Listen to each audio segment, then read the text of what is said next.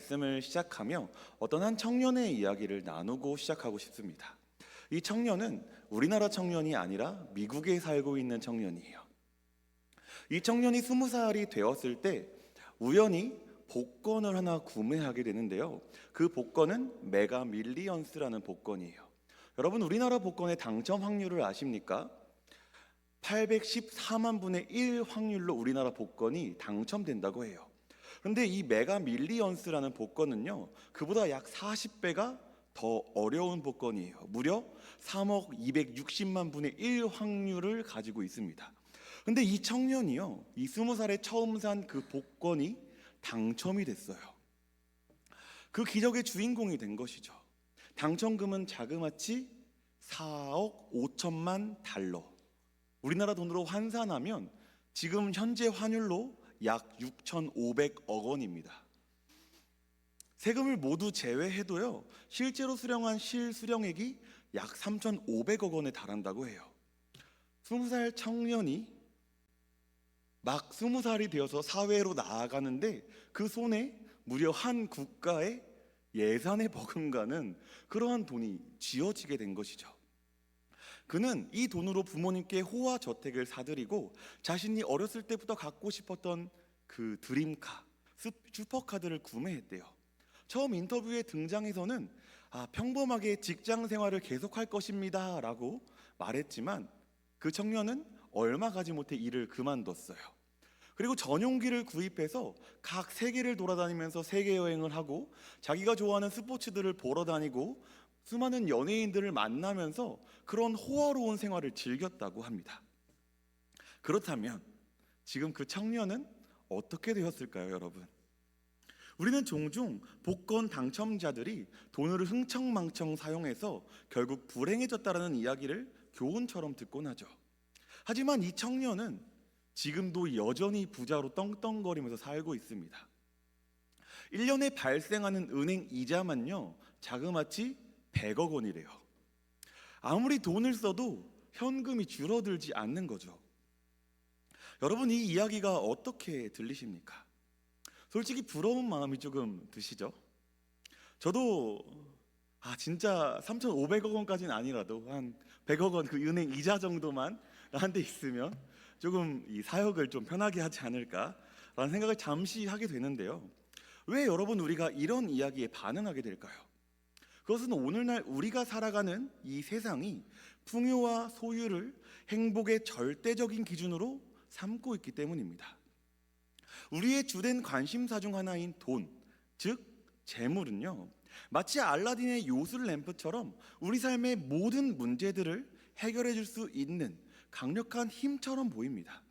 자녀의 미래, 우리의 노후, 심지어 건강 문제마저도 돈과 연결되어 있습니다. 그래서 우리는 돈을 위해 기꺼이 우리의 시간과 건강, 때로는 양심까지도 저당 잡히며 살아가게 되는 것이죠. 이것이 세상이 우리에게 가르치는 가치관입니다. 더 많이 가져야 안전하다. 더 높이 올라가야 행복하다. 그리고 오늘 바로 이 거대한 이 세상의 가치관이 소용돌이치는 예루살렘 성전의 한복판에서 수많은 사람들이 세상의 복을 구하며 제물을 바치던 바로 그곳에서 오늘 예수님께서 완전히 다른 기준, 하늘의 가치관을 선포하고 계셨다는 것입니다. 우리 오늘 본문 1절 말씀을 다시 한번 읽어보도록 하겠습니다. 본문 1절 말씀 다시 한번 읽어보도록 하겠습니다. 함께 읽겠습니다. 시작. 예수께서 눈을 들어 부자들이 헌금함에 헌금 넣는 것을 보시고. 아멘. 오늘 본문 1절은 예수님께서 눈을 들어 부자들이 헌금함에 헌금하는 것을 보셨다라고 시작합니다. 이 장면은 아주 일상적인 예배의 한 모습입니다. 당시 성전에서는 가조 필라기온이라고 불리는 나팔 모양의 헌금함이 무려 13개가 놓여져 있습니다. 이 헌금함 사진을 한번 잠깐 보실까요? 이렇게 나팔 모양처럼 생겨서 밑으로 내려갈수록 좁아졌다가 다시금 이렇게 퍼지는 그런 형태로 되어 있습니다. 이래서 이 동전을 넣으면요, 사람들이 이 동전을 훔쳐가지 못하도록 만드는 그런 헌금함이었다라고 해요.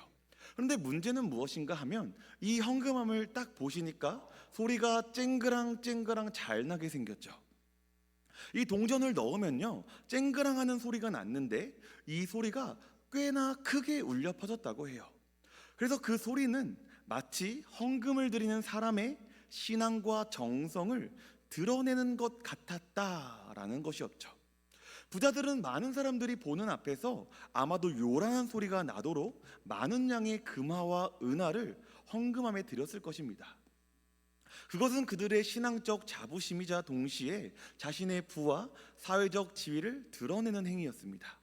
4절에서 예수님은 그들의 헌금을 정확히 정의하십니다.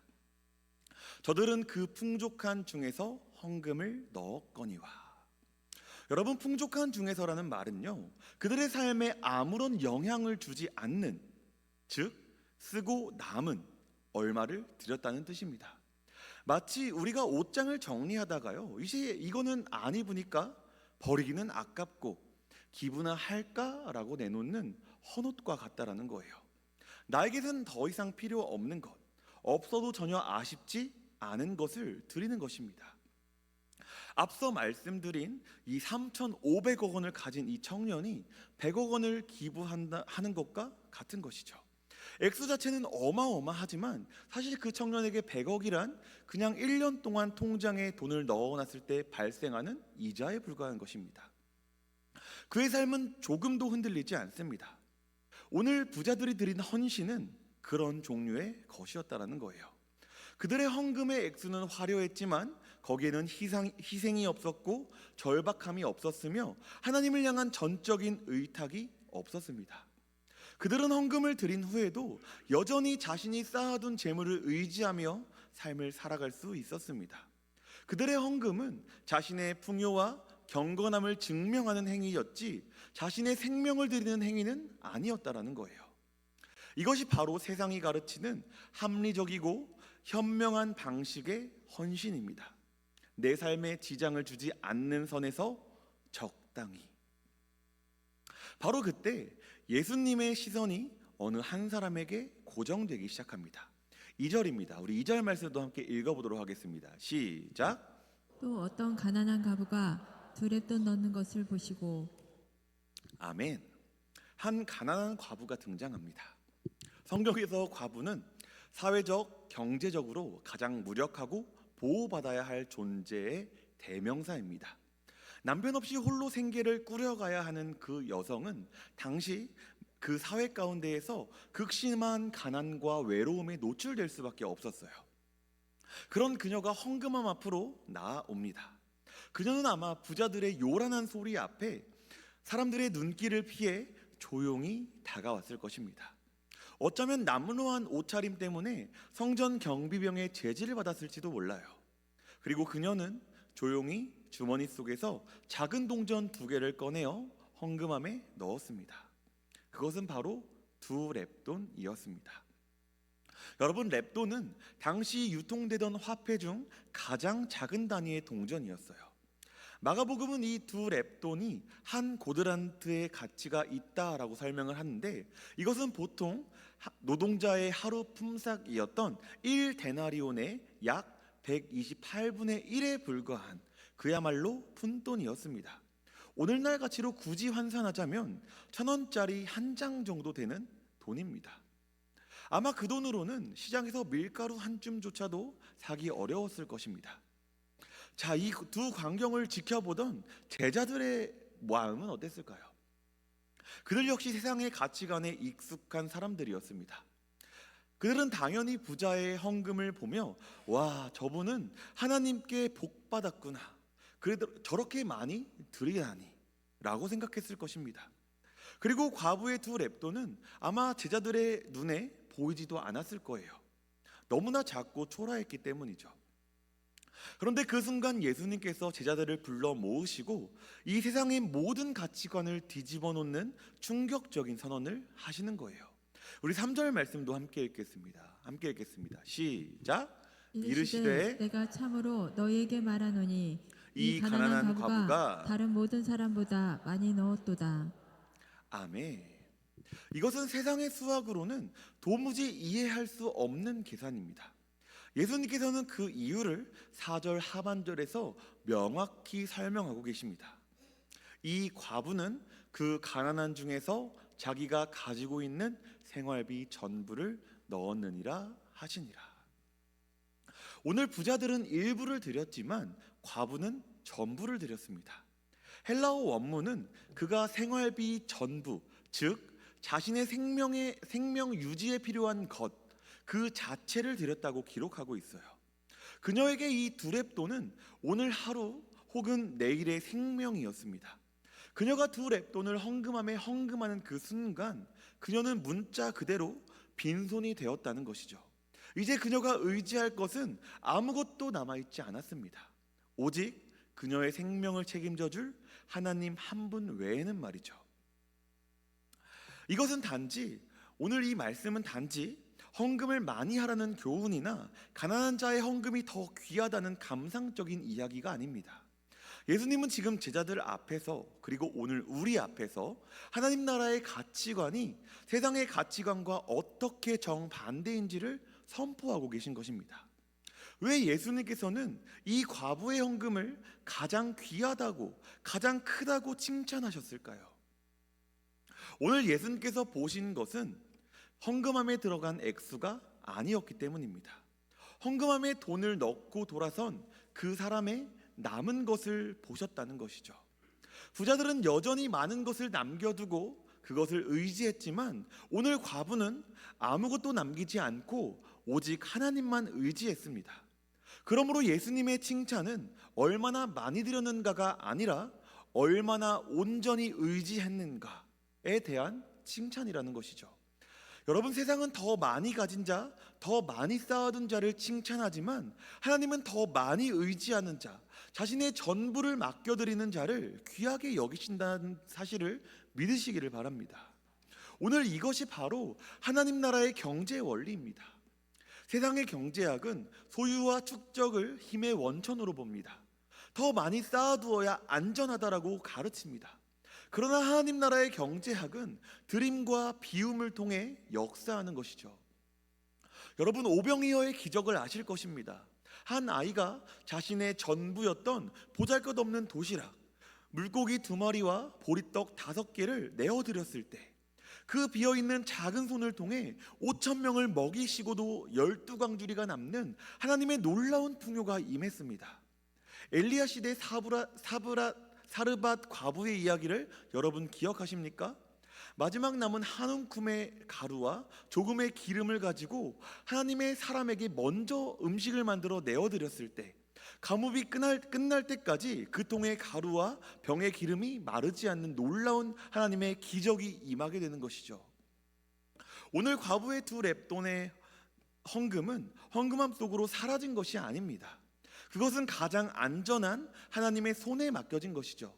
그녀는 자신의 생명을 썩어 없어질 세상의 재물이 아닌 온전히 우리 가운데 함께 하실 가장 능력 있고 가장 힘이 많으신 살아계신 하나님께 온전히 의탁하는 최고의 믿음을 행동으로 보여준 것입니다.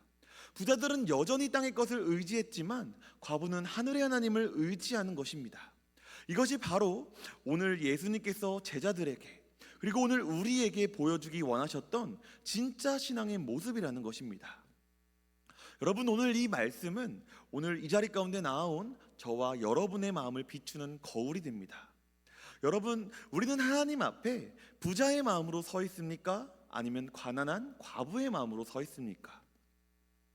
우리는 슬프게도 너무 자주 부자의 모습으로 신앙생활을 하곤 합니다. 우리는 하나님께 남는 것을 드리려고 합니다. 나의 시간을 먼저 다 쓰고 남는 시간에 기도하죠. 나의 재능을 세상을 위해 먼저 다 사용하고 지친 몸으로 주님의 일을 하려고 합니다. 나의 재물을 내 집, 내 차, 내 노후를 위해 먼저 다 계획하고 난 이후 남는 얼마를 구별하여 하나님께 드리곤 합니다. 오늘 우리의 모습을 정직하게 돌아보아야 합니다. 요즘 너무 피곤해서 새벽 예배는 새벽 기도는 도저히 못하겠습니다. 먹고 살기 너무 바빠서 성경 읽을 시간이 없습니다. 이 일은 제 전문 분야가 아니라서 봉사하기 어렵습니다. 이번 달 지출이 너무 많아서 헌금을 못 드리겠어요. 특별히 우리 아까 장로님께서 말씀하셨던 것처럼 쿠폰 못 사겠어요. 여러분, 이 모든 말에는, 그 말의 밑바닥에는 부자의 마음이 숨어 있는 거예요. 내 시간, 내 건강, 내 재능, 내 물질은 내 것이라는 전제가 깔려 있다라는 것입니다. 우리는 하나님께서 이 모든 것을 선물로 주셨습니다 라고 입술로는 고백하지만 실제 우리의 삶에서는요, 마치 내가 노력해서 얻은 나의 소유인 양 삶을 살아가고 있다는 것입니다. 그리고 내 것의 일부를 하나님께 드리는 것을 마치 내가 큰 희생을 하는 것처럼 혹은 빼앗기는 것처럼 생각하곤 합니다. 우리는 일부를 드리면서도 하나님께 전부를 드린 것처럼 스스로를 위로하고 있지는 않습니까? 오늘 과부의 헌신은 우리에게 이렇게 묻습니다. 당신은 무엇을 의지하며 삶을 살아가고 있습니까? 당신은 무엇을 의지하며 이 세상을 살아가고 있습니까? 우리가 하나님께 우리의 시간과 재물의 전부를 드리지 못하는 진짜 이유는 무엇입니까? 그것은 사실 하나님을 온전히 신뢰하지 못하는 우리의 연약한 믿음 때문이죠. 하나님께 전부를 드리면 내 노후 누가 책임지지? 내 자녀의 미래 누가 책임지지? 나의 인생 누가 책임지지? 이러한 두려움이 오늘 우리를 붙들고 있기 때문입니다. 우리는 여전히 부자들처럼 내가 남겨둔 그 무엇인가를 하나님보다 더 의지하고 싶은 것입니다. 그러나 여러분 기억하십시오. 우리가 움켜쥐고 있는 것은 결코 우리를 구원할 수 없다는 사실을 말입니다. 여러분, 우리는 이 과부처럼 나의 전부를 드릴 용기가 없습니다. 일부를 드리면서도 두려워하고 계산하는 것이 바로 우리의 연약한 모습입니다. 우리는 다윗처럼 분노만 할 뿐 행동하지 못하고 아하스처럼 위기의 앞에서 세상의 문을 두드리며 부자들처럼 나의 풍요 속에서 일부만 내어놓는 존재입니다. 바로 이 절망적인 우리의 실존 앞에서, 우리의 모습 앞에서 성경은 가난한 중에서 자신의 생활비 전부를 드린 또 한 분을 우리에게 보여주십니다. 그분은 누구일까요? 바로 예수님인 것입니다.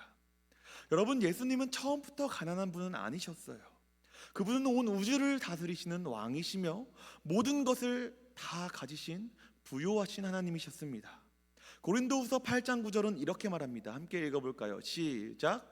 우리 주 예수 그리스도의 은혜를 너희가 알거니와 부요하신 이로써 너희를 위하여 가난하게 되심은 그의 가난함으로 말미암아 너희를 부요하게 하려 하심이라.